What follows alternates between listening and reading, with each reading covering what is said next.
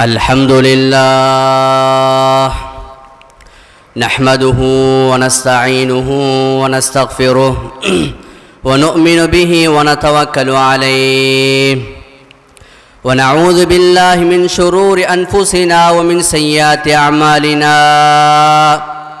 من يهده الله فلا مضل له ومن يضلله فلا هادي له ونشهد أن لا إله إلا الله وحده لا شريك له ونشهد أن محمدًا عبده ورسوله أما بعد فقد قال الله تبارك وتعالى في كلامه العزيز بعد أعوذ بالله من الشيطان الرجيم بسم الله الرحمن الرحيم ولقد صرفنا في هذا القرآن للناس من كل مثل وكان الإنسان أكثر شيء جدلا وقال النبي عليه الصلاة والسلام الدين والنصيحة أو كما قال عليه الصلاة والسلام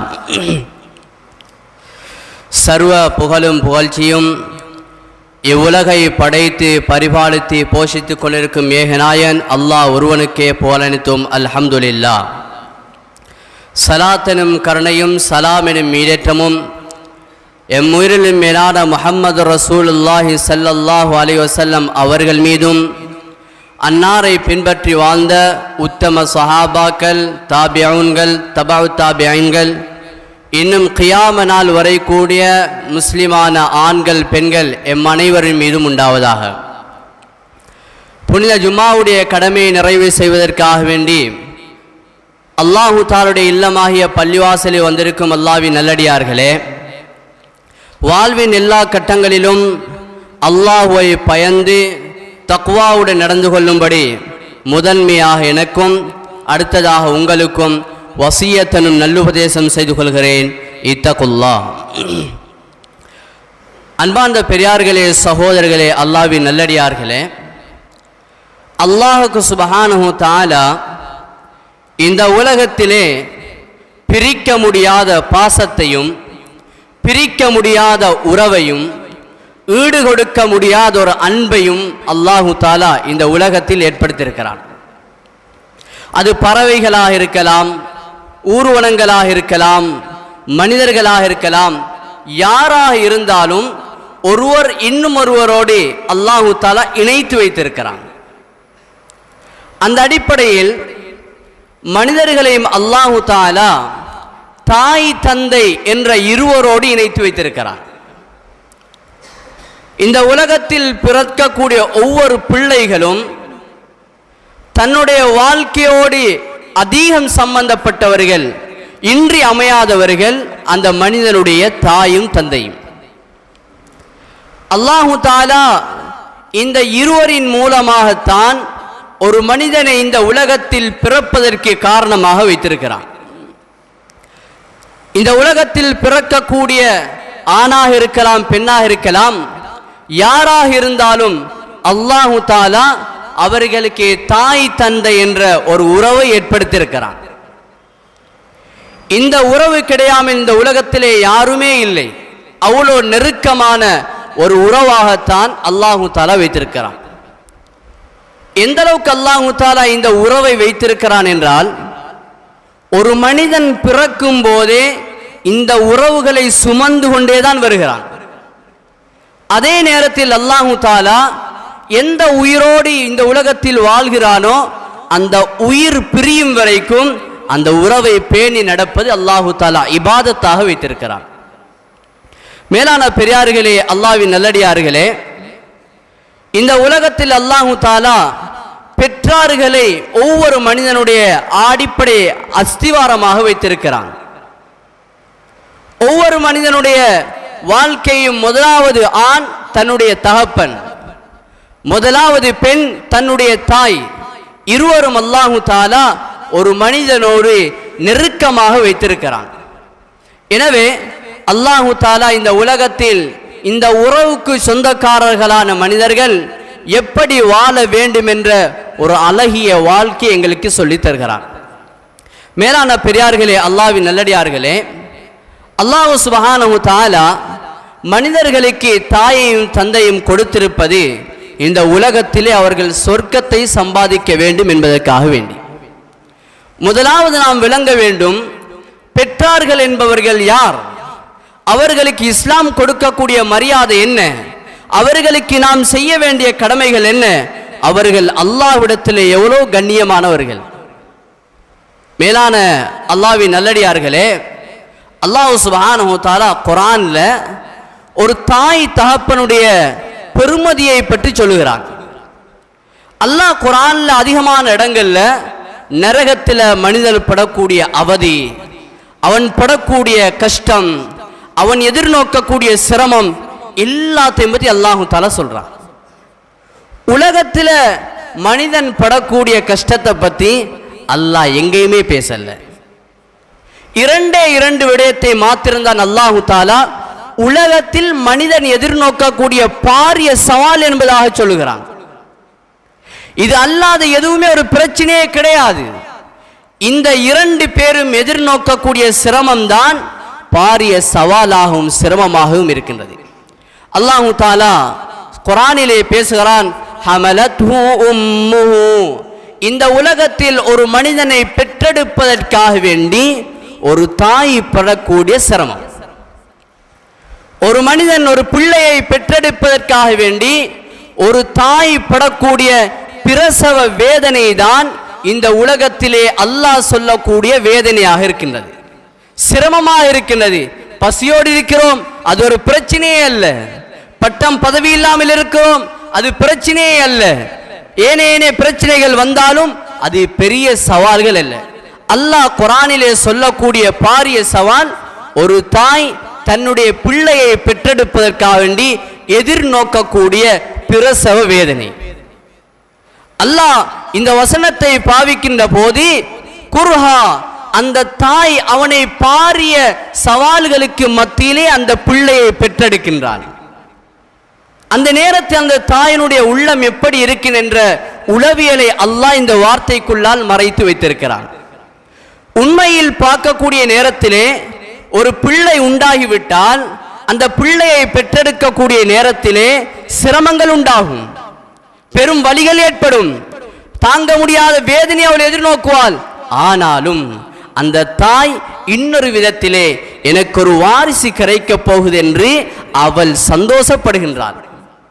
அந்த வேதனை அவள் கஷ்டமாக உணர்ந்தாலும் தனக்கு கிடைக்கக்கூடிய அந்த பிள்ளையை அந்த தாய் அவ்வளவு அன்பாக அரவணைப்பாக வளர்ப்பதற்கு பெரும் மனக்கோட்டையோடு அந்த பிள்ளையை பெற்றெடுக்க ஆரம்பிக்கின்றாள். சில இமாம்கள் எழுதுகிறார்கள், ஒரு தாய் பிரசவம் பெறுவதற்காக வேண்டி தயாராகக்கூடிய நேரத்திலே எந்த நிலைமையில இருப்பான் என்றால், ஹதீஸிலே வருகின்றது, தாய் பிரசவ வேதனைக்கு பிரசவ கட்டத்துக்கு தயாராகின்ற போது ஒரு கபர்குழியை வெட்டி விட்டுத்தான் போகின்றார். பிறந்தால் பிள்ளை பிறக்கும், இல்லை என்றால் மரணித்து விடுவார்கள். தாய் மரணிக்குமா அல்லது பிள்ளை மரணிக்குமா என்ற பல கேள்விகளுக்கு மத்தியிலே அந்த தாய் அந்த பிள்ளையை பெற்றெடுக்க தயாராகின்றாள். கண்ணியமான பெரியார்களே, சகோதரிகளே, இந்த நேரத்தில் உயிரை அடமானம் வைத்து உயிரை பணயம் வைத்து பெற்றெடுக்க கூடியவர்கள் தான் இந்த தாயும் தந்தையும். இந்த தாயும் தந்தையும் இவர்கள் அல்லாஹ்விடத்திலே மிகவும் கண்ணியமானவர்களாக இருக்கின்றார்கள். இவர்கள் அல்லாஹ் தஆலாவிடத்திலே மிகவும் அந்தஸ்துக்குரியவர்களாக இருக்கின்றார்கள். அவர்கள் எப்படியான தாய் தந்தையராக இருந்தாலும் சரிதான், எப்படியான தாய் தந்தையராக இருந்தாலும் சரிதான். அல்லாஹ் தஆலா குர்ஆனிலே சொல்லுகின்றான், அல்லாஹ் தஆலா இந்த பெற்றார்களோடு பிள்ளைகள் எப்படி நடக்க வேண்டும் என்று. வபில்வாலிதைனி இஹ்சானா, இந்த கண்ணியமான பெற்றார்களோடு பிள்ளைகள் மிகவும் உபகாரமாக நன்றி உணர்வோடு நடக்க வேண்டும்.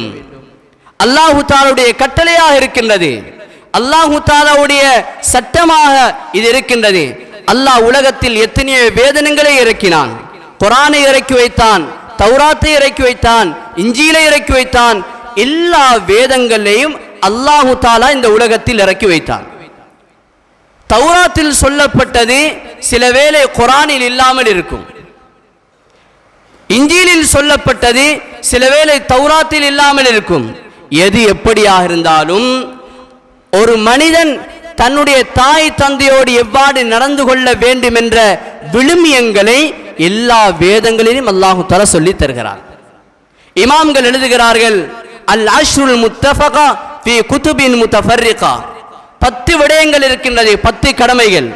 இந்த 10 கடமைகளும் எல்லா வேதங்களிலும் சொல்லப்பட்டது. தொழுகை ஒரு கட்டத்திலே இறங்கியது, மது தடை என்பது ஒரு கட்டத்திலே இறங்கியது, ஜகாத் கொடுக்க வேண்டும் என்று ஒரு கட்டத்திலே இறங்கியது. இப்படி மார்க்கத்தினுடைய கடமைகள் அந்தந்த சமூகத்துக்கு ஏற்ற மாதிரி நபிமார்கள் மூலம் அல்லாஹ் இறக்கி வைத்தான். ஆனால் உலகத்தில் வாழ்ந்த எல்லா சமுதாயத்தினர்களுக்கும் அல்லாஹ் கடமையான ஒன்றாக இருக்குமாக இருந்தால் அது பெற்றார்களோடு மனிதன் நடந்து கொள்ள வேண்டிய முறை.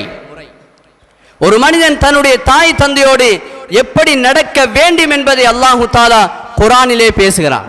தாய் தந்தையர்கள் காபிர்களாக இருக்கலாம், யாராக இருந்தாலும் அவர்களை அன்போடு அரவணைப்பது பெற்றார்களுடைய கடமையா, பிள்ளைகளுடைய கடமையாக இருக்கின்றது. அது அஸ்மா ரலியல்லாஹு தஆலா அன்ஹா அவங்க ஹஜ்ரத் ரசூலுல்லாஹி ஸல்லல்லாஹு அலைஹி வஸல்லம் கிட்ட வந்தாங்க. யா ரசூலுல்லாஹ், நான் இஸ்லாத்துக்கு வந்துட்டேன், என்ற உம்மா என்ற வீட்டுக்கு அடிக்கடி வாரா, என்ற உம்மா என்ற வீட்டுக்கு அடிக்கடி வாரா, என்னோட பேசுறதுக்கு ஆசைப்படுறா, நான் பேசவா வானாமா என்று நான் உங்கள்கிட்ட கேட்க வந்தேன் யா ரசூலல்லாஹ்னு சொன்னாங்க. உம்மி முஷ்ரிகா, என்ற தாய் ஒரு முஷ்ரிக்கான பெண்மணி. ஸல்லல்லாஹு அலைஹி வஸல்லம் அவங்க அடுத்தடுத்த கேள்வியில் கேட்கல, எத்தனை மணிக்கு வாராங்க, எத்தனை நாளைக்கு ஒருக்கா வாராங்க, எத்தனை மணி நேரம் உங்களோட வீட்டில் இருக்கிறாங்க, அது ஒன்றுமே கேட்கல. முதலாவது கேட்டாங்க, இது உங்களுடைய தாயா? ஆம், உங்களுடைய தாயாக இருந்தால் சிலிஹா, அந்த தாயோடு நீங்கள் உறவை பேணி நடங்கள்.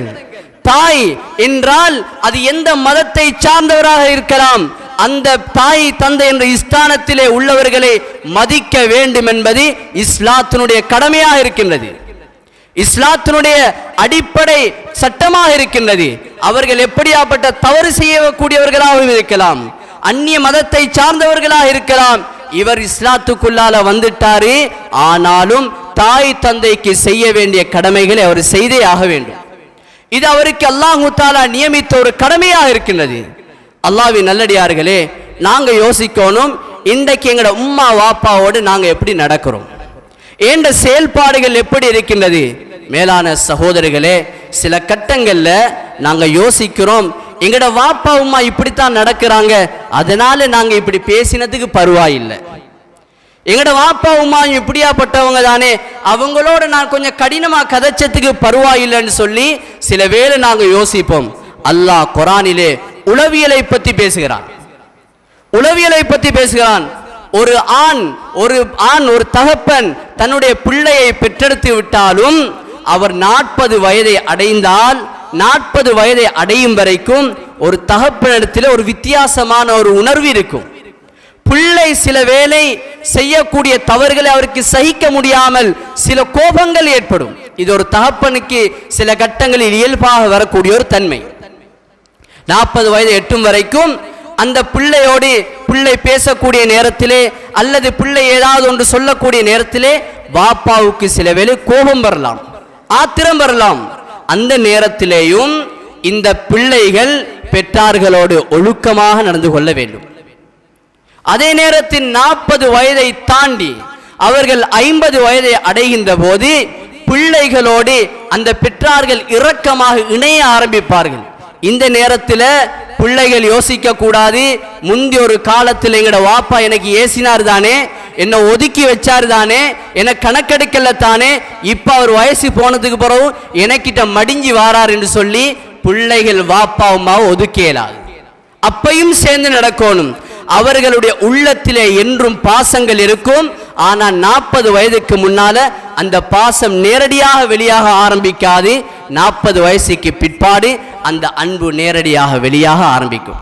இந்த நேரத்தில் பிள்ளைகள் யோசிக்க கூடாது, வாப்பா உம்மாவுக்கு வயசு போனதுனால ஒதுங்க இடம் இல்லாததால நம்ம கிட்ட இப்ப ஒட்டிக்கிட்டு வாராங்கன்னு நினைக்க கூடாது. மேலான சகோதரர்களே, இந்த தாய் தந்தையருடைய பாசம் பிள்ளைகள் மீது இருக்கக்கூடியது இருக்கிறதே, அது ஒரு சாமானியமானதல்ல. தாய் தந்தையர்கள் தன்னுடைய பிள்ளைகளுக்கு காய்ச்சல் வந்துவிட்டால், அதாவது அல்லது ஏதாவது சிரமங்கள் வந்துவிட்டால் அவர்களால் தாங்க முடியாது. ஹதரத் நூஹ் அலைஹிஸ்ஸலாம் அவர்களுடைய மகன் தெளிவான முறையிலே அவர் அந்நிய மதத்தை பின்பற்றி கொண்டிருந்தார். வாப்பா நபியாக இருந்தார், பிள்ளை 100க்கு 100 அந்நிய மதத்தை அவர் பின்பற்றி கொண்டேதான் இருந்தார்.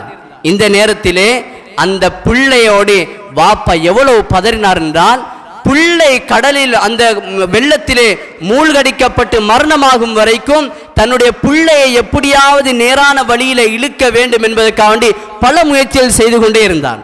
இதுதான் ஒரு தாய் தந்தையினுடைய பாசம். பிள்ளைகள் எவரு தவறுகள் செய்தாலும் பிள்ளைகள் அவர்கள் பாட்டிலே விட்டுவிடாமல் அவர்களை எப்படியாவது ஒரு வழிக்கு கொண்டு வர வேண்டும் என்று முழு மூச்சாக தியாகம் செய்பவர்கள் தாய்மார்கள், பெற்றார்கள். ஹதரத் ரசூலுல்லாஹி ஸல்லல்லாஹு அலைஹி வஸல்லம் அவர்கள் தன்னுடைய மகன் காசிம் மரணித்த நேரத்திலே அவர்கள் எப்படி இருந்தார்கள் என்பதை இமாம் இப்னு மாஜா ரஹ்மத்துல்லாஹி அலைஹி அவங்க பதிவு செய்கிறாங்க. ஹதரத் ரசூலுல்லாஹி ஸல்லல்லாஹு அலைஹி வஸல்லம் அவர்களுக்கு காசிம் என்ற பிள்ளை பிறந்தது. அந்த பிள்ளை பிறந்து அந்த பிள்ளை மரணித்து விட்டது. அந்த பிள்ளையை கஃன் செய்து அடக்குவதற்காக வேண்டி சஹாபாக்கள் எல்லாரும் அந்த பிள்ளையை கொண்டு சென்று விட்டார்கள். கபரிலே இறக்கி விட்டார்கள். கஃன் புடவையும் அவர்கள் விரித்து மடித்து விட்டார்கள். இந்த நேரத்திலே ஸல்லல்லாஹு அலைஹி வஸல்லம் அழுது கொண்டு வந்தார்கள். லா துஜ்ரிஜூஹு ஃபீ அக்ஃபானிஹி, இந்த பிள்ளையுடைய முகத்தை இந்த கஃனால் மூடுவதற்கு உங்களுக்கு எப்படி மனது வருகின்றது? இது என்னுடைய பிள்ளை அல்லவா என்று சொல்லி ஸல்லல்லாஹு அலைஹி வஸல்லம் உடைய கண்களிலிருந்து கண்ணீர்கள் சொட்ட ஆரம்பித்தது. ஒரு தாய் தந்தையும் பிள்ளைகளோடு அவ்வளோ இரக்கமாக இருக்கின்றார்கள். எனவே இந்த பெற்றார்களுக்கு செய்ய வேண்டிய கடமைகளை அல்லாஹு தஆலா எங்களுக்கு தெளிவாக சொல்லித் தருகிறார். பெற்றார்களோடு நாங்கள் எப்படி இருக்க வேண்டும், பெற்றார்களோடு நாங்கள் எவ்வாறு நடந்து கொள்ள வேண்டும் என்பதை அல்லாஹு தஆலா அணுவணுவாக சொல்லித் தருகிறார்.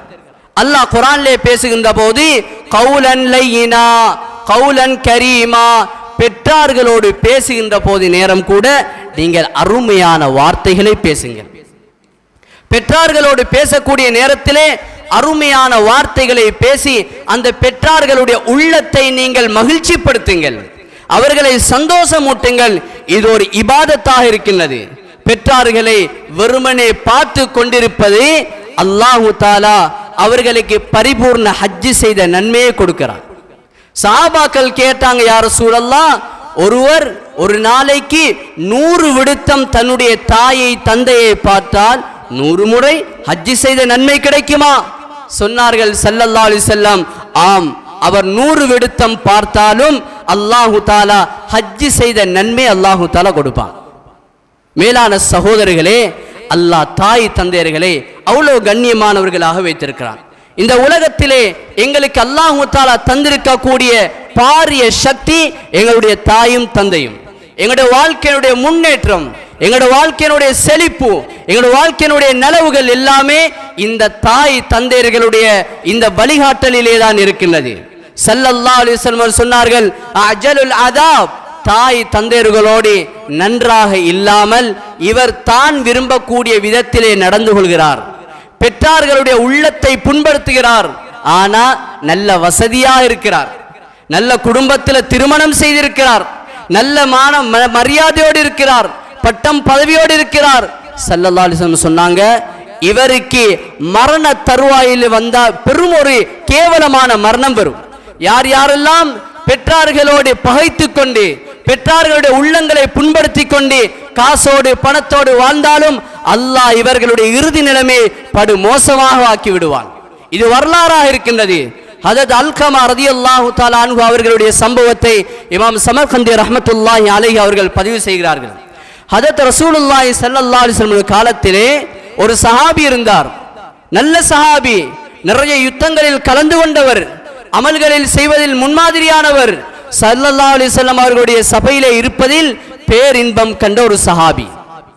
இவர்கிட்ட அமல் என்ன, இபாதத் என்ன, அவரை சொல்லி முடிக்கவே முடியாது.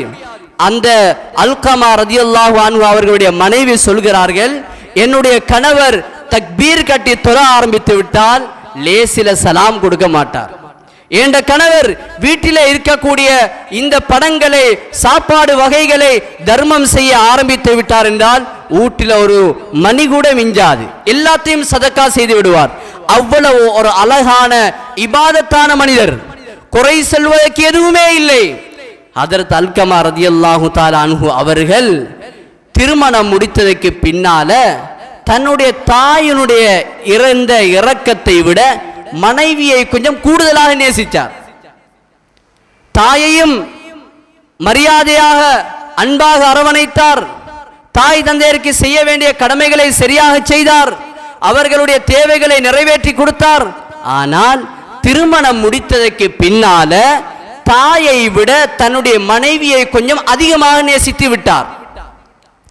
ஒரு கட்டத்திலே நன்றாக இருந்தவர் சுகையினம் காரணமாக வீட்டிலே படுத்த படுக்கையில் ஆகிவிட்டார். மனைவியும் அந்த கணவருக்கு உதவியாக இருந்து வைத்தியங்கள் செய்து வந்தால், ஆனால் ஒரு நாள் தினம் அவருக்கு சரியான நோய் அதிகரித்து விட்டது. மனைவி பார்த்தா வளமைக்கு மாற்றமாக நோய் கொஞ்சம் கூடுதலாகத்தான் இருக்குது. சக்கராத்துடைய வருத்தமாக இருக்குமோ என்ற பயத்தில் அல்கமா ரதியல்லாஹு அன்ஹு அவர்களுடைய மனைவி ஓடோடி வந்தால் ஸல்லல்லாஹு அலைஹி வஸல்லம் அவர்களிடம், யா ரசூலல்லாஹ், என்னுடைய கணவர் படுத்த படுக்கையில் இருக்கிறார், வித்தியாசமான சத்தம் போடுகிறார், இவருடைய வருத்தத்தை பார்த்தால் எனக்கு சக்கராத்துடைய வருத்தம் மாதிரி விளங்குது, யா ரசூலல்லாஹ், கொஞ்சம் வந்து பாருங்க என்று சொன்னார். ஸல்லல்லாஹு அலைஹி வஸல்லம் அவர்கள் ஒரு முக்கியமான பயணம் போக வேண்டி இருந்ததால் ஹதரத் அலி ரதியல்லாஹு தஆலா அன்ஹு, பிலால் ரதியல்லாஹு தஆலா அன்ஹு போன்ற முக்கியமான சஹாபாக்களை அனுப்பி வைத்தார்கள். கொஞ்சம் அல்கமாவுடைய வீட்டுக்கு போய் என்ன நிலவரம் பார்த்துட்டு வாங்க. வந்து பார்க்குறாங்க. ஹதரத் அலி ரதியல்லாஹு தஆலா அன்ஹு அவர்களும் ஏனைய சஹாபாக்களும் அல்கமா ரதியல்லாஹு படுத்த படுக்கையில் இருக்கிறாங்க. விளங்கி கொண்டாங்க, இவர் சக்கராத்துடைய வேதனையில தான் இருக்கிறார், சக்கராத்துடைய கட்டத்தில் தான் இருக்கிறார். சஹாபாக்கள் போனவங்க இவருக்கு கலிமா சொல்லி கொடுத்தாங்க. கலிமா சொல்லுங்க, கலிமா சொல்லுங்கண்டா இவர் கலிமாவோட வாய்க்கு வருவதில்லை. அறிவு கடல். ஹதரத் அலி ரதியல்லாஹு தஆலா பக்கத்தில் இருந்து பார்த்தாங்க. நிறைய யுத்தத்தில் கலந்து கொண்ட ஒரு சஹாபிக்கு கடைசி நேரத்தில் கலிமா வருதில்லண்டா என்ன நடக்குதுங்க? உடனே பிலால் ரதியல்லாஹு அன்ஹு அவர்கள் அனுப்பினாங்க. ஸல்லல்லாஹு அலைஹி வஸல்லம் அவங்களை போய் சொல்லுங்க, அல்கமாவுக்கு கலிமாவை சொல்லி கொடுக்கிறோம், ஆனா அவருடைய உதடுகள் அசைதில்லை, எங்களுக்கு பார்க்கிறது பயங்கரமாக இருக்குது, பயமாக இருக்குது என்று சொல்லி பிலால் ரதியல்லாஹு அன்ஹு அவர்கள் அனுப்பினாங்க. பிலால் ரதியல்லாஹு அன்ஹு அவர்கள் ஸல்லல்லாஹு அலைஹி வஸல்லம் அவர்கள் வந்து, யா ரசூலல்லாஹ், அல்கமாவுக்கு கலிமாவை சொல்லி கொடுக்கிறோம், கலிமா சொல்றார் இல்ல, அல்கமாவுக்கு கலிமாவை சொல்லி கொடுக்கிறோம், கலிமா அவருடைய வாய்க்கு வருவதில்லை யா ரசூலல்லாஹ் என்று சொன்னாங்க. உடனே ஹதரத் ரசூலுல்லாஹி ஸல்லல்லாஹு அலைஹி வஸல்லம் கேட்டாங்க, அல்கமாவுடைய வாப்பா அல்லது உம்மா யாராவது ஹயாத்தோடு இருக்கிறாங்களா? பிலால் ரதியல்லாஹு தஆலா சொன்னாங்க, யா ரசூலல்லாஹ், அல்கமாவுடைய வாப்பா இல்லை, உம்மா ஹயாத்தோட இருக்கிறாங்க. ஸல்லல்லாஹு அலைஹி வஸல்லம் சொன்னாங்க, அந்த தாயாரை என்னிடத்தில் அழைச்சிட்டு வாங்க. பிலால் ரதியல்லாஹு தஆலா அன்ஹு அவர்கள் அல்கமா ரதியல்லாஹு அன்ஹுடைய தாயை சந்திக்க வந்து சொன்னார்கள், உங்களை சந்திப்பதற்காண்டி ஸல்லல்லாஹு அலைஹி வஸல்லம் அவர்கள் உங்களை வரச் சொன்னார்கள், உங்களை நபி ஸல்லல்லாஹு அலைஹி வஸல்லம் அவர்கள் வரும்படி என்னை கூட்டி வர அனுப்பினார்கள் என்று சொல்லி அந்த தாயாரை அழைத்து கொண்டு வருகிறார்கள். அந்த தாயார் ஸல்லல்லாஹு அலைஹி வஸல்லம் அவர்களுக்கு முன்னால வந்து நிற்கிறாங்க. ஸல்லல்லாஹு அலைஹி வஸல்லம் அவங்க கேட்டாங்க, உங்களோட மகனுக்கும் உங்களுக்கும் ஏதாவது மனஸ்தாபங்கள் இருக்குதா? உங்களோட மகனுக்கும் உங்களுக்கும் இடையில ஏதாவது பிணக்குகள் இருக்குதா? உங்களோட மகன் கலிமா சொல்றதுக்கு தயங்குறாரு, உங்களோட மகனுக்கு கலிமா வாய்க்கு வருவதில்லை, என்ன நடந்த விஷயத்தை சொல்லுங்க என்று கேட்டதோட அந்த தாயார் சொல்றாள், அந்த அல்கமாவுக்கு எப்படி கலிமா வாய்க்கு வரும்? ஏண்ட மனதை புண்படுத்திட்டு என்ன காயம் படுத்திட்டு அவர் இப்படி இருப்பாராக இருந்தால் அவருக்கு எப்படி கலிமா வரும்? ஸல்லல்லாஹு அலைஹி வஸல்லம் கேட்டார்கள், நீங்க அவரை கொஞ்சம் மன்னிச்சு அவரை நீங்க விட்டுடுங்க, அவர் மரணிச்சாரண்டா சுவர்க்கத்துக்கு போயிடுவார், இல்லை என்றால் அவருடைய மரணம் படி கேவலமாக மாறிவிடும். அந்த தாயால் சொன்னால், அவர் செய்யறதெல்லாம் செஞ்சுட்டு நான் மன்னிக்கிறதுக்கு அதுக்கு நான் தயார் இல்லைன்னு. ஸல்லல்லாஹு அலைஹி வஸல்லம் சொன்னாங்க, நல்லா விறகுகளை போற்றி ஒரு நெருப்பை மூட்டி பத்த வையுங்கள், அதில் அல்கமாவை தூக்கி வீசி விடுவோம் என்று சொன்னார்கள். அந்த நேரத்தில் அந்த தாயினுடைய உள்ளம் இலகி என்னுடைய மகனை நான் மன்னித்து விட்டேன் என்று இந்த இடத்திலே சொல்லுகிறாள். அந்த இடத்திலே அவருக்கு கலிமா சொன்னவன் அவருடைய உயிர் பெறுகிறது. மேலான பெரியார்களே, சகோதரிகளே, செய்த தவறு உம்மாவுக்கு அடிக்கல்ல, உம்மாவை வீட்டை விட்டு விரட்டல்ல, சொத்துல சண்டை பிடிக்கல, எந்த பிரச்சனையுமே செய்யல. நடந்த தவறு என்ன? திருமணம் முடித்ததற்கு முன்னால உம்மாவோட மிகுந்த இரக்கமாக இருந்தால், திருமணம் முடிச்சதுக்கு பின்னால உம்மாவை விட கொஞ்சம் மனைவியோடு இரக்கம்.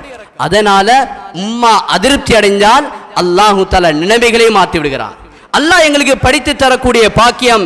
நாங்கள் ஹஜ்ஜிக்கு போயிருக்கலாம், ஆலிமாக இருக்கலாம், என்னென்ன பட்ட படிப்புகள் படித்திருக்கலாம். மேலான சகோதரர்களே, தாய் தந்தையருடைய உள்ளத்தை புண்படுத்தி நாங்கள் வாழ்வோமாக இருந்தால், சஹாபியாக இருந்தாலும் அவருடைய மரணம் கெட்ட மரணமாக இருக்கும், அவருடைய மரணம் படு மோசமானதாக இருக்கும். இது வரலாறாக இருந்து கொண்டே இருக்கிறது.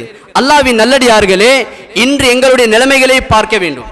திருமணம் முடித்ததற்கு பின்னால பெற்றார்களோடு பிள்ளைகள் எவ்வாறு நடந்து கொள்கிறார்கள்? தன்னுடைய மனைவிக்காக வேண்டி, தன்னுடைய பிள்ளைகளுக்காக வேண்டி, தன்னுடைய திருமணம் பேசிய பந்தத்திற்காக வேண்டி தன்னுடைய தாயையும் தந்தையும் இழக்குகின்றார்கள். உம்மா வாப்பாவை சந்திப்பதற்கு நேரம் கிடையாது. ஊரெல்லாம் சுத்துவாங்க. வெள்ளிக்கிழமையானா எங்கெங்கெல்லாம் போறாங்க, பஸ் பிடிச்சி வேன் பிடிச்சி போவாங்க. உம்மா வாப்பா வீட்டில முடங்கி கிடக்கிறாங்க. ஒரு கிளாஸ் தண்ணி கொண்டு கொடுக்கிறதுக்கு ஒரு பிள்ளை இல்லை. உம்மா வாப்பாவுடைய கவலை கஷ்டங்களை பகிர்ந்து கொள்வதற்கு ஒரு பிள்ளை கிடையாது. இப்படி இருந்தால் நாங்களும் இந்த நிலைமைக்கு தள்ளப்படுவோம் என்பதை மனதில் வைத்துக் கொள்ள வேண்டும். தாய் தந்தையர்களுக்கு நாங்கள் எல்லா கட்டத்திலும் விசுவாசமாக இருக்க வேண்டும். திருமணம் முடித்து விட்டால், நாங்கள் நம்முடைய தாயினுடைய வீட்டை விட்டு சென்று விட்டால் எங்களுடைய கடமைகள் ஒருபோதும் முடியவில்லை. எங்களுடைய மரணம் வரைக்கும் நாங்கள் தாய் தந்தையருக்கு ஹிதுமத்தை செஞ்சே ஆக வேண்டும். நாங்க பெரிய பட்டம் படிப்பு படிச்சிட்டோம், எனக்கு வேலை கூட, நான் ஊர்ல இல்ல, இதெல்லாம் காரணமாக சொல்ல முடியாது. நாங்கள் எல்லாரும் அறிந்தவர் தான் ஹஜரத் அபூ ஹுரைரா ரலியல்லாஹு தஆலா அன்ஹு. புகாரியில சம்பவம் வருது. அபூ ஹுரைரா ரலியல்லாஹு தஆலா அன்ஹு அவங்க நோன்பை பத்தி, தொழுகையை பத்தி, ஜகாத்தை பத்தி ஏராளமான ஹதீஸ்களை ரிவாயத்து செஞ்சாங்க. ஆனா நீங்க ஹஜ்ஜினுடைய பாடங்கள் எடுத்து பாருங்க, அது அபூ ஹுரைரா ரலியல்லாஹு கொஞ்சம் ஹதீஸை தான் அறிவிச்சுக்கிறாங்க.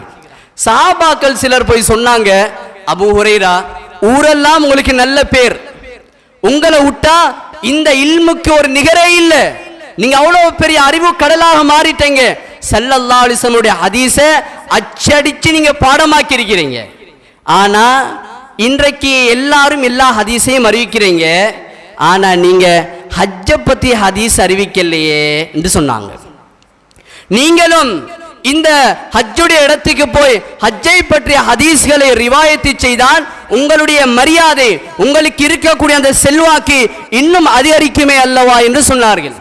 அபூ ஹுரைரா ரலியல்லாஹு தஆலா சொன்னாங்க, சகோதரரே, நீங்கள் சொல்வதும் நியாயம்தான், நீங்கள் சொல்வதும் நியாயம்தான், ஆனால் எனக்கு ஹதீஸை ரிவாயத்தை செய்வதை விட பெரிய ஒரு கடமையில் நான் இருக்கின்றேன். கேட்டாங்க, என்ன கடமை? ஏண்ட தாய் சுகம் இல்லாம வீட்டில் இருக்கிறாங்க, அந்த தாய்க்கு ஹிதுமத்து செய்ய வேண்டும், பணிவிடை செய்ய வேண்டும், அதற்காக வேண்டித்தான் நான் அந்த கடமையை நிறைவு செய்யாமல் இருக்கிறேன் என்று சொன்னார்கள். அன்பார்ந்த சகோதரிகளே, வந்த சஹாபி சொன்னாங்க, நீங்க அதுக்கு நீங்க தான் இருக்கணும் இல்லையே, இன்னொருத்தரை சல்லிக்கு கொடுத்து அவரை வேலைக்கு கூலிக்கு அமர்த்திட்டு நீங்க ஹஜ்ஜ முடிச்சிட்டு வரலாம் தானே என்று சொன்னாங்க.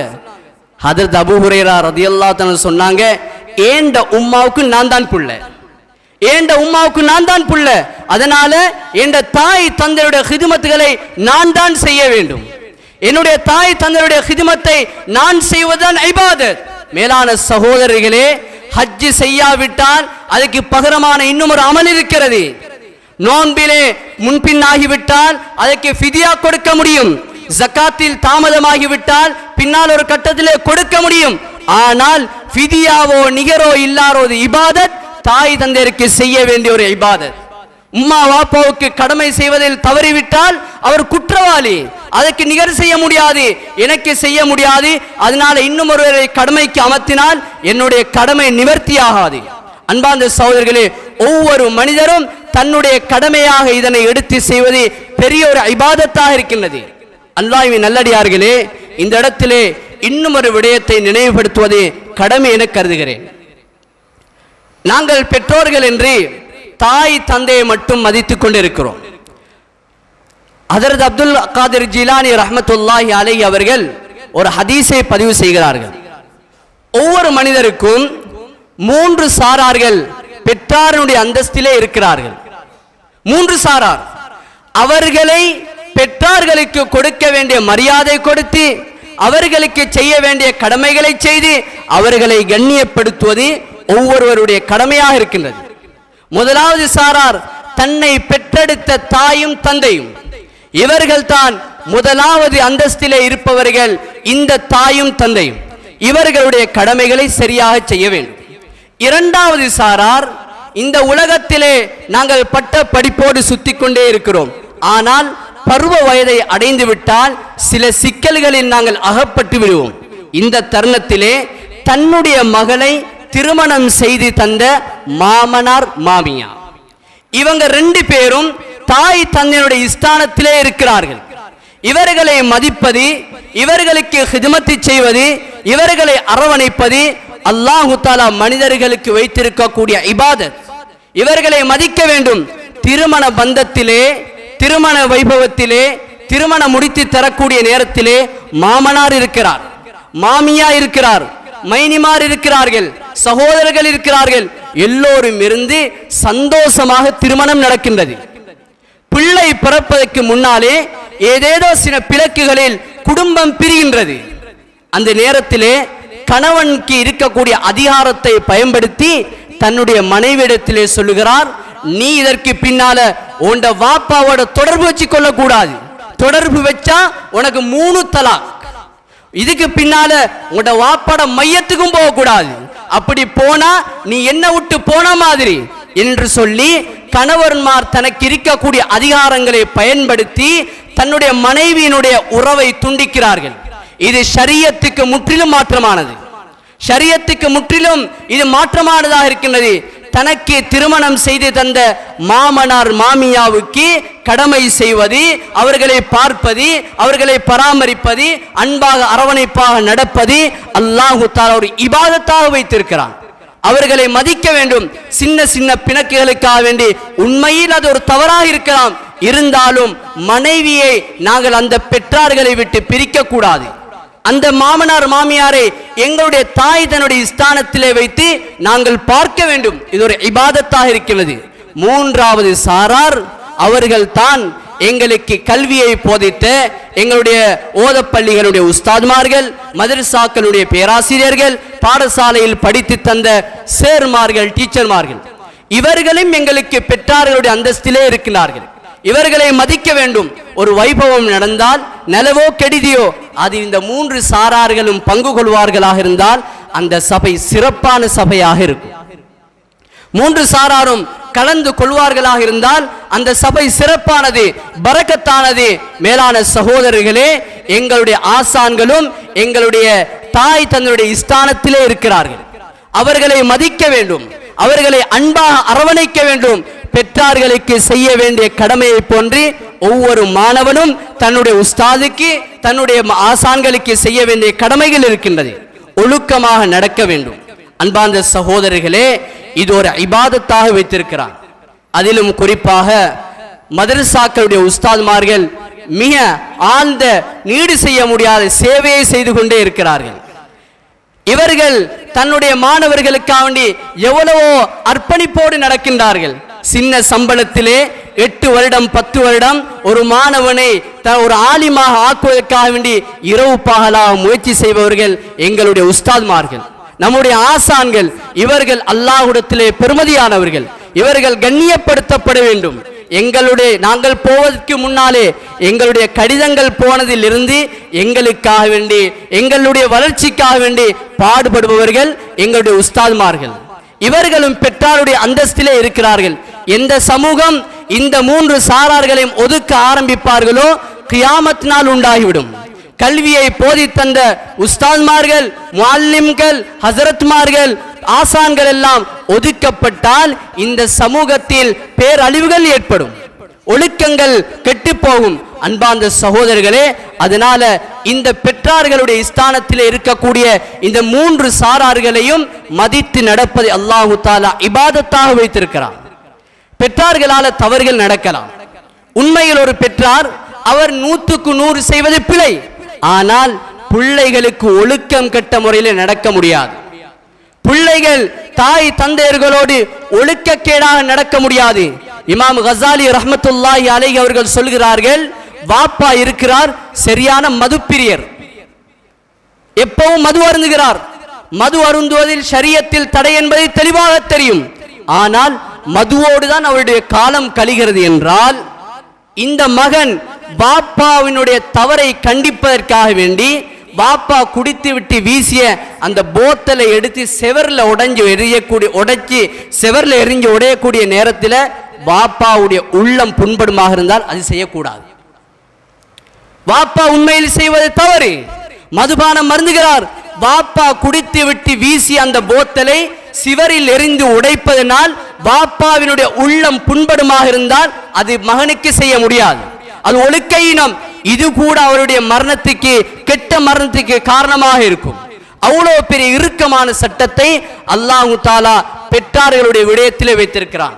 பெற்றார்களோடு நாங்கள் சேர்ந்து நடந்தால் அல்லாஹ் எங்களுக்கு துனியாவையும் ஆখিরাவையும் செழிப்பாக ஆக்கி தருவான்.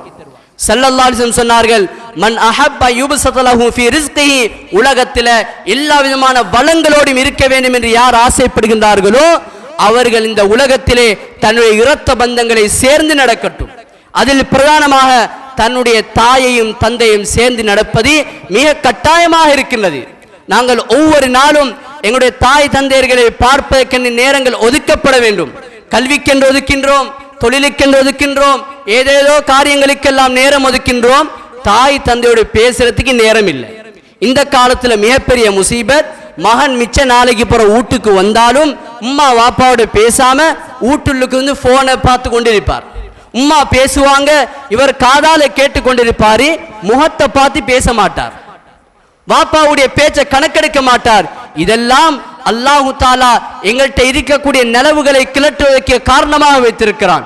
எனவே அல்லாஹ்வின் நல்லடியார்களே, அல்லாஹ் தந்த சிறந்த ஒரு சந்தர்ப்பம் எம்முடைய தாயும் தந்தையும். ஸல்லல்லாஹு அலைஹி வஸல்லம் சொன்னார்கள், யாருக்கு தாயும் தகப்பனோ அல்லது இருவரில் ஒருவரோ இருந்து சுவர்க்கத்தை சம்பாதிக்கவில்லை என்றால் ஜிப்ரீல் அலைஹிஸ்ஸலாம் பதுவா செய்தார்கள், நான் ஆமீன் சொன்னேன் என்று சொன்னார்கள். இப்படியாப்பட்டவர்கள் உலகத்தில் ஒரு நாளும் கண்ணியமாக வாழ முடியாது. இன்று கவலை என்னவென்றால், பெற்றார்களுடைய மரியாதை தமக்கும் இல்லை, தம்முடைய பிள்ளைகளுக்கும் இல்லை. அப்பா மாற தன்னுடைய பிள்ளைகள் எல்லாம் பரியாசம் செய்ய ஆரம்பிக்குது. வாப்பாவை இவர்கிட்ட புள்ள பரியாசம் செய்து அவர் இதை பார்த்து கொண்டு சிரிச்சு கொண்டிருக்கிறார். ஏண்ட வாப்பா என்ன மரியாதை இல்லை. இதனால என்ன நடக்கும்?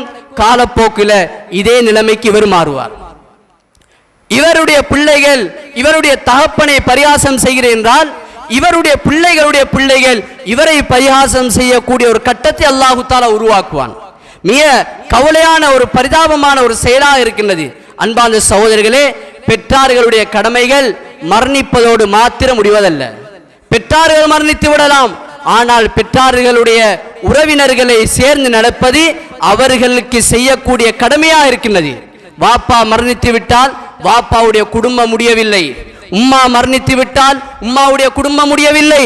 உம்மாவினுடைய குடும்பத்தை இவர் சேர்ந்து நடக்க வேண்டும், உம்மாவினுடைய குடும்பத்தை அனுசரித்து நடக்க வேண்டும். அன்பார்ந்த அல்லாஹ்வின் நல்லடியார்களே, இது ஒவ்வொன்றும் இபாதத்தாக இருக்கின்றது.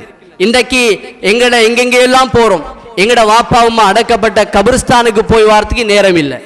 எப்பயாவது 2 பெருநாளைக்கு போவாங்க, புதிய உடுப்பு உடுத்துட்டு கபர்ல இருக்கக்கூடிய உம்மா வாப்பாவை காட்டுறதுக்காக வேண்டி போவாங்க. இதுல இல்லை சகோதரர்களே, அடிக்கடி அவர்களை கபர்களை ஜியாரத்து செய்ய வேண்டும். அவர்களை பற்றிய நலவுகளை எங்களுடைய வீட்டிலே இருக்கக்கூடிய பிள்ளைகளுக்கு சொல்லிக் கொடுக்க வேண்டும். அப்போதுதான் நாளைக்கு நாங்கள் பெற்றார்களாக மாறுகின்ற போது அந்த பிள்ளைகள் எங்களுக்குரிய கடமைகளை சரியாக செய்தர வேண்டும். மேலான சகோதரர்களே, இறுதியாக ஒரு விடயத்தை சொல்லி என்னுடைய குத்பாவை முறை செய்யலாம் என்று நினைக்கின்றேன். மேலான சகோதரர்களே, இன்று மார்க்க பற்று இல்லாத காரணத்தினால்தான் இவ்வளவு பெரிய விபரீதங்கள் ஏற்படுது. பிள்ளைகளிடத்தில் மார்க்கத்தினுடைய பற்றுகள் இல்லை. சொல்லுகிறேன் என்று கோவித்துக் கொள்ள வேண்டாம். இன்றைக்கு பெற்றார்கள் பிள்ளைகளை மார்க்கத்தை படிக்கிறதுக்கு அனுப்புறதுக்கு சரியான கஞ்சத்தனப்படுறாங்க. அதுல என்ன நியாயம் இருக்குது என்று தெரியவில்லை. பெற்றார்கள் பிள்ளைகளை படிக்க வைக்க வேண்டும் என்பதற்காக வேண்டி எங்கெங்கெல்லாம் அனுப்புறாங்க, நேர காலங்களை செலவழிக்கிறாங்க. ஓதப்பள்ளிக்கு பிள்ளைகளை அனுப்புறா சரியான களவு. அவங்களோட வேலையெல்லாம் முடிச்சுட்டு நேரம் மிஞ்சினாத்தான் ஓதப்பள்ளிக்கு அனுப்புவாங்க. புள்ளை ஓதப்பள்ளிக்கு அனுப்பினாலும் செவரோட ஒட்டிக்கு நிற்பாங்க புள்ளையில கூட்டிட்டு போறதுக்கு. புள்ள 10 நிமிஷம் 5 நிமிஷம் தான் ஓதப்பள்ளியில் இருக்குது. இதெல்லாம் மிகப்பெரிய ஒரு விபரீதத்தை கொண்டு வரும் என்பதை எங்களுடைய சமுதாயம் உணர்கின்றது இல்லை. இந்த பிள்ளை ஒரு உஸ்தாதோடு இருந்தால்தான், குர்ஆன் மதரசாவில் இருந்தால்தான் பெற்றார்கள் என்றால் யார், அவர்களுக்கு செய்ய வேண்டிய கடமைகள் என்ன என்பதை விளங்கும், அதனை படித்துக் கொள்ளும். ஆனால் இன்று பெற்றார்கள் எல்லா துறைகளிலும் தன்னுடைய பிள்ளைகளை அர்ப்பணிக்கிறார்கள். குர்ஆனுக்கு, ஹதீஸுக்கு, மார்க்கத்தை படிப்பதற்கு பிள்ளைகளை அர்ப்பணிக்கிறார்கள் இல்லை. இப்படியாப்பட்டவர்கள் உள்ளத்திலே நாங்கள் ஆழமாக பதிவு வைத்துக் கொள்ள வேண்டும். முதியோர் இல்லத்துக்கு அனுப்பப்படுவோம். பிள்ளைகளுக்கு மார்க்கத்தை படித்து கொடுக்காவிட்டால் முதியோர் இல்லத்தில் அடுத்த சீட் நமக்கு. அதனை மறந்துவிடக் கூடாது. எனவே அல்லாஹ்வின் நல்லடியார்களே, மார்க்கத்தை படிப்போம், படித்து கொடுப்போம். எம்முடைய பெற்றார்களை மதித்து வாழ்வோம். பெற்றார்களை மதித்து நடப்பது இபாதத் என்ற அந்த உண்மையான பாடத்தை எங்களுடைய பிள்ளைகளையும் கற்றுக் கொடுப்போம். எல்லாம் அல்லாஹ் சுப்ஹானஹு வ தஆலா எம் அனைவருடைய பாவங்களை மன்னிப்பானாக. யா அல்லாஹ் எங்களுடைய பாவங்களை மன்னிப்பாயாக. யா அல்லாஹ் எங்களுடைய குற்றம் குறைகளை மன்னிப்பாயாக. யா அல்லாஹ் எங்களுடைய தப்பு தவறுகளை மன்னிப்பாயாக. யா அல்லாஹ் தப்புகளும் தவறுகளும் செய்தவர்கள் யா அல்லாஹ் எங்களுடைய குறைகளை மன்னித்து விடுவாயாக. யா அல்லாஹ் எங்களுடைய பெற்றார்களை நீயே பொருந்திக் கொள்வாயாக. யா அல்லாஹ் அவருடைய கஷ்ட நஷ்டங்களை நீக்கி வைப்பாயாக. யா அல்லாஹ் உயிரோடு இருக்கக்கூடிய பெற்றார்களுக்கு நீண்ட ஆயுளை கொடுப்பாயாக. யா அல்லாஹ் அவருடைய கவலைகளை நீக்கி வைப்பாயாக. யா அல்லாஹ் உடம்பு நிறைய ஆரோக்கியத்தை கொடுப்பாயாக, மனதினுடைய சந்தோஷத்தை கொடுப்பாயாக. யா அல்லாஹ் எந்தெந்த பெற்றார்கள் எல்லாம் மரணித்து விட்டார்களோ அவர்களுக்கு ஜன்னத்துல் ஃபிர்தௌஸை கொடுப்பாயாக. யா அல்லாஹ் அவர்களுடைய நலவுகளை பின்தொடரக்கூடிய பிள்ளைகளாக எங்களை ஆக்கி வைப்பாயாக. யா அல்லாஹ் பெற்றாருடைய கடமைகளை சரியாக செய்யக்கூடிய மக்களாக எங்களை ஆக்கி வைப்பாயாக. யா அல்லாஹ் பெற்றார்களுக்கு நாங்கள் செய்த தவறுகளை எல்லாம் முழுமையாக மன்னித்து மரணித்து விடுவாயாக. யா அல்லாஹ் இதுக்கு பின்னாலே நாங்கள் நல்ல முறையில் நடப்பதற்கு நீ எங்களுக்கு உதவி செய்வாயாக. எங்களுடைய பிள்ளைகளையும் சாலிஹான பிள்ளைகளை ஆக்கி தருவாயாக. பலஸ்தீன் மக்களையும் பொருந்திக் கொள்வாயாக. யா அல்லாஹ் அவர்களுக்கு வெற்றியை விமோசனத்தையும் கொடுப்பாயாக. வாஹிர் தாவானா அனில் ஹம்துலில்லாஹி ரப்பில் ஆலமீன்.